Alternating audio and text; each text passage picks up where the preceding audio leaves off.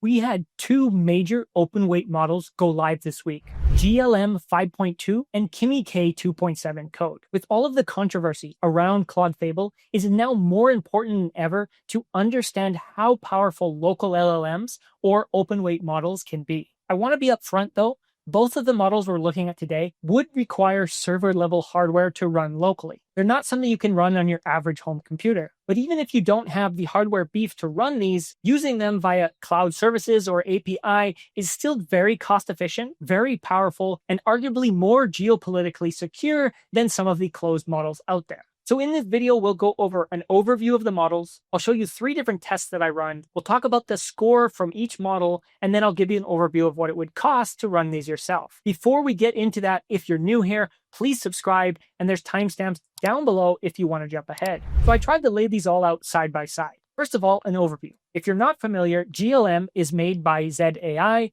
and Kimi K2.7 is made by moonshotai. They were both released this week, June 12th and 13th, and they're both open weight models. The context window for GLM 5.2 is 1 million tokens, and it's 250K for Kimi K2.7. For access, there's an important clarification here because GLM 5.2 is released for the subscription plan, but the weights and the API are coming next week. However, I wanted to test them right away. So for the API pricing, this is actually an estimation based on GLM 5.1 rates, but these are the actual costs for K2.7 via the API. And as you can see, if these costs don't change too much, which I don't expect they will, the input and output token costs are pretty similar, with the standout being Kimi K2.7 has a $4 output token cost. The output speed for Kimi is 100 tokens. However, just today, they also put out a 6x speed version, which is available to some users, business, and beta testers. This will be coming for everyone soon, but it's actually a high-speed version that you can use as well. They marketed these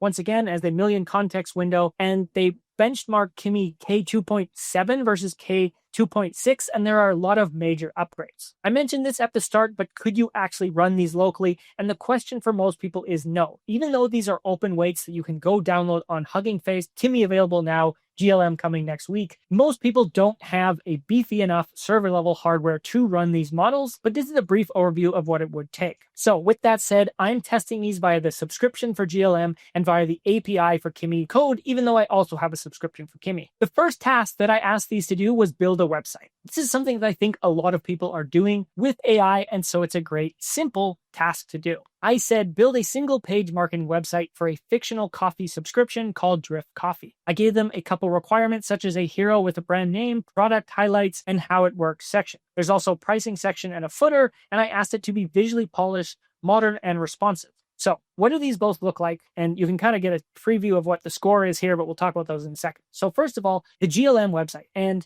this is what it would look like on mobile. And if we blow it up, here's the full screen. There's not too much wrong with this. I don't like the SVG art on either of them. I didn't allow them to use external tools. I made them generate their own artwork for this. Obviously, the buttons in here, you can't actually order coffee, but everything else works. It has all the required features. And overall, it does look okay. I think the color scheme could use some work. Obviously, the copy could use some work, but the site functions and does everything it was supposed to. Kimi K2.7. Now, the first thing I didn't like about the Kimi version was that the header here is kind of big at the top, and it looks like it's cut off if you're on a mobile device. This is what I would probably prefer to see at the top. The other problem with Kimi is the menu here on the mobile. If you look at GLM, the mobile has a nice pop-up. Kimi tried to be fancier, but it ended up breaking on mobile. So if we look at it on a desktop, it actually does look quite nice, and there's more details to the Kimi website. For example, these floating little ethically sourced ships around, these are extra details that GLM didn't do. The menu works just fine on the desktop version. And I actually think some of the aspects like the SVG art, it did a better job of identifying how these colors would look on top of each other. Because in the GLM version, there are some areas where overlapping colors are hard to see. Overall, they added some extra details on the Kimi site, and so it has a more robust feel to it. And at first, I scored it higher. But when I asked Claude to take a closer look, there's actually more bugs with the Kimi version than the GLM version. And so Claude gave this a 4 out of 5 and a 3.5 out of 5. The reason being, even though Kimi is the most feature-packed of the two, as I mentioned and as I noticed, it has bugs. On mobile, the hero ends up on top. Its see-through header bleeds through. There's no overflow hidden X, so the off-camera menu packed off to the right, plus 2 of the hero badges push negative onsets. I'm not going to go to the detail, but there are several bugs that this found, and if you want to read this in more detail, go ahead. And then on the GLM side, there are also a few bugs and issues that Claude found with this one, but not as noticeable as the Kimi one. So even though Kimi has more features, the bugs are a little bit more crucial, and I would say I agree with Claude, and I ranked the GLM version higher. Both of these were one shot. All I did was give it this one prompt, got it to build both, and if you were to go back and forth, you could get a much better result potentially. I also only run each test one time, so this isn't an average across tests, which is something you would want to do if you want a more accurate comparison. But once again, I just wanted to get my first impression of both of these brand new models. So with that said, I went ahead and ran another test telling it to build a game of Pong. I asked it to build a complete playable breaker game, which I'm referring to as Pong here, as a single self-contained index.html. It needs paddle control, bouncing balls, a grid of breakable bricks, a live on-screen score, lives restart, and sort of game overs, and a restart button. Now, it must run simply by opening a file in a browser because I wanted this easy and testable. So let's go ahead and I'll show you what both of these look like. The first thing you might notice on the GLM version, they actually added sound, which I'm going to turn off. That's a feature I didn't ask it for, which was a nice added benefit. Everything on here works fine. You can play the game. If you die, you lose a life, and if you hit the end, you get game over. Pretty simple, and it looks pretty neat. It plays just fine. You can use the mouse or you can use the arrow keys. On the Kimi side, the first thing I thought was, oh, this is actually faster and harder, and the ball starts at different angles when you play differently, right? Just like that.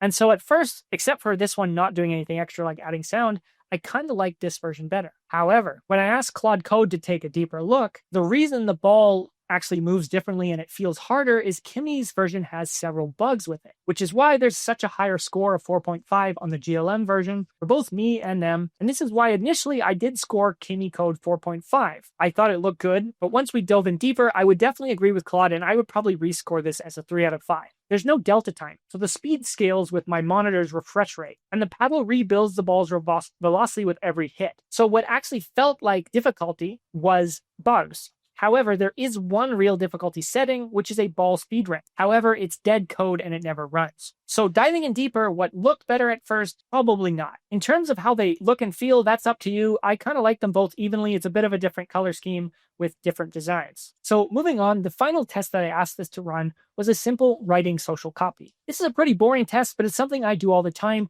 And one thing I like to use these models for, especially when they're cheap and affordable, is things like Hermes Agent or OpenClaw, where you might want to get a feel for the personality and the writing style. I didn't give these any prompts. I didn't give them any copy or writing guide, which would have made these so much better, but I wanted to just get the raw outputs.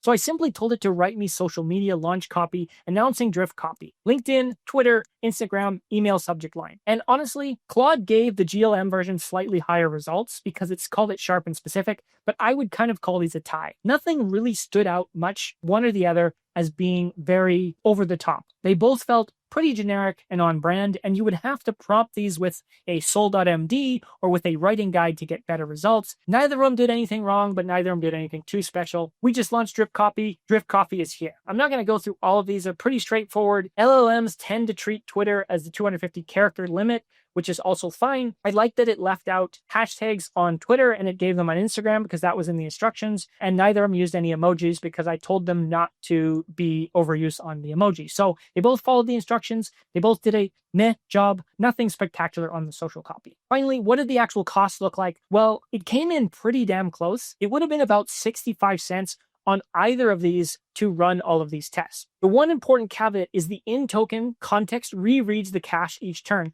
I didn't run these as separate tests, redoing it each time, so that made the tests kind of input heavy. And that's the one thing I want to clarify here, so you could probably get this even cheaper if you wanted to. However, once again, if you wanted to improve the website, you're going to have to go back and forth, and obviously it's going to cost a little more than 15 cents or 40 cents to make a website, but it's still going to be extremely cheap compared to using something like ChatGPT or Claude. And so overall, the GLM used 1.1 million tokens, where Kimi came in at 600K, even though the costs end up being very similar because both of these models are quite cheap. The game on GLM ate most of the tokens, which makes sense since Kimi's version, which was done much quicker, had a bunch of bugs. The one other thing interesting to point out is that the Kimi spent twice as many tokens coming up with the social copy, even though they were both pretty generic. So overall, I would say that even on this level, at these costs, I like the way GLM put most of the costs into the game and fixed all the bugs in one shot. So overall, the scores from Claude, clear winner is GLM, but I still really did like Kimi K2.7, and I've used Kimi K2.6 a lot in the past. On the surface, all of the demos looked pretty good, but when we dived in deeper, we found a lot more errors with Kimi code than we did with GLM, and considering the costs are both equal, considering these are both open weight models, and considering that GLM actually has a million token context window, for most tasks, I would default to GLM 5.2 going forward. That's not to say I don't like Kimi code, because I do use Kimi code a fair amount in my day-to-day workflow. If you've tried these models, if you want to see more tests, let me know what you think down in the comments. Thank you for watching another video, and I'll see you soon.